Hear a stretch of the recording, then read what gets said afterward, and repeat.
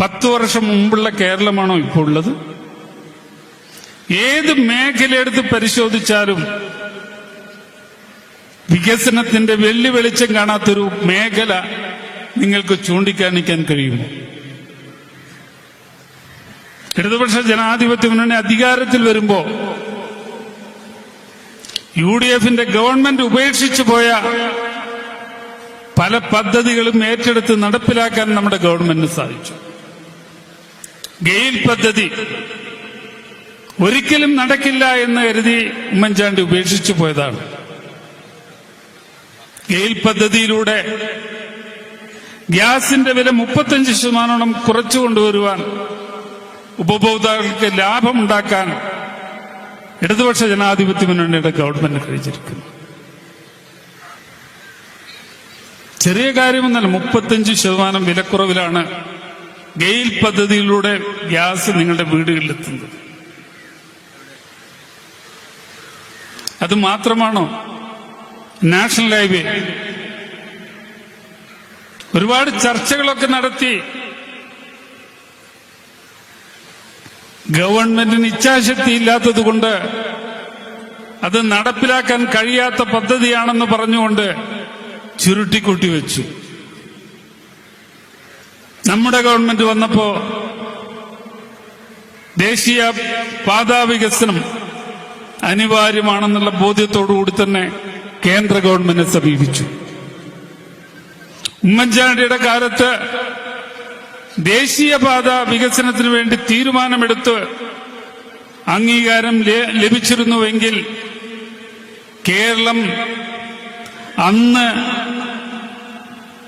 കേന്ദ്രത്തിന് പണം നൽകേണ്ടി വരുമായിരുന്നില്ല. പക്ഷെ ഇടതുപക്ഷ ജനാധിപത്യ മുന്നണി നാഷണൽ ഹൈവേ പുതിയ നാഷണൽ ഹൈവേ നടപ്പിലാക്കണമെന്ന് ആവശ്യപ്പെട്ടു പോയപ്പോ സ്ഥലം ഏറ്റെടുക്കാനുള്ള തുക നമ്മൾ കൊടുക്കണമെന്ന് ആവശ്യപ്പെട്ടു. ഇന്ത്യയുടെ ചരിത്രത്തിലാദ്യമാണ് ഒരു സംസ്ഥാന ഗവൺമെന്റിനോട് കേന്ദ്ര ഗവൺമെന്റ് നാഷണൽ ഹൈവേയുടെ പ്രവൃത്തിക്ക് ആവശ്യമായ സ്ഥലം ഏറ്റെടുക്കുന്നതിന് പണം ചോദിച്ചത് എന്ന് നമ്മൾ മനസ്സിലാക്കേണ്ടതായിട്ടുണ്ട്. 5688 കോടി രൂപ കൊടുത്തിട്ടാണ് ഈ ഗവൺമെന്റിന്റെ നാഷണൽ ഹൈവേ 66ന്റെ പണി ആരംഭിച്ചത്.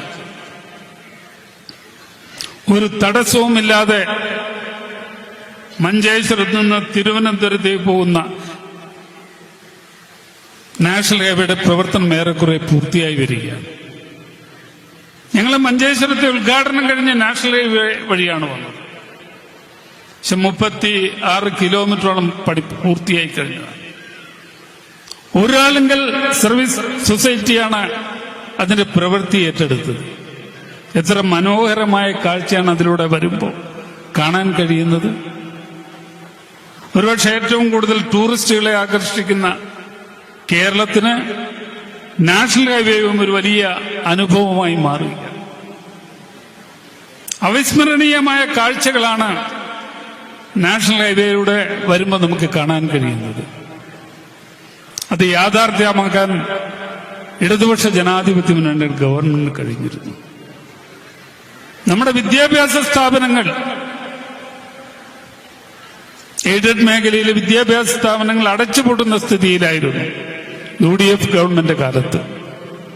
ഏകദേശം 1000-ഓളം സ്കൂളുകൾ അടച്ചുപൂട്ടാൻ UDFന്റെ ഗവൺമെന്റ് ആലോചിച്ചതായിരുന്നു. LDF ഗവൺമെന്റ് വന്നതിന് ശേഷം വിദ്യാഭ്യാസ മേഖലയെ ഉണർവിന്റെ കേന്ദ്രമാക്കി മാറ്റാൻ നമ്മുടെ ഗവൺമെന്റ് സാധിച്ചു. വിദ്യാഭ്യാസ സ്ഥാപനങ്ങൾ, എയ്ഡഡ് വിദ്യാഭ്യാസ സ്ഥാപനങ്ങൾക്ക് പുതിയ കെട്ടിടങ്ങൾ നിർമ്മിക്കാൻ തീരുമാനിച്ചു. ഏറ്റവും ഉന്നത നിലവാരത്തിലുള്ള സംവിധാനങ്ങൾ സ്കൂളിൽ ഉണ്ടാക്കാൻ തീരുമാനിച്ചു. ഇപ്പൊ നമ്മുടെ സ്കൂളുകളൊക്കെ ഹൈടെക് ആയി മാറിയിരിക്കുന്നു. ഏറ്റവും ആധുനിക സമ്പ്രദായത്തിലുള്ള വിദ്യാഭ്യാസ രീതി കേരളത്തിൽ നടപ്പിലാക്കിയിരിക്കുന്നു. ഇപ്പോ നേരത്തെ 10ാം ക്ലാസ് വരെയായിരുന്നു സ്കൂൾ വിദ്യാഭ്യാസം സൗജന്യമായിരുന്നു. നമ്മളത് ഹയർ സെക്കൻഡറി വരെയാക്കി. ഇപ്പോ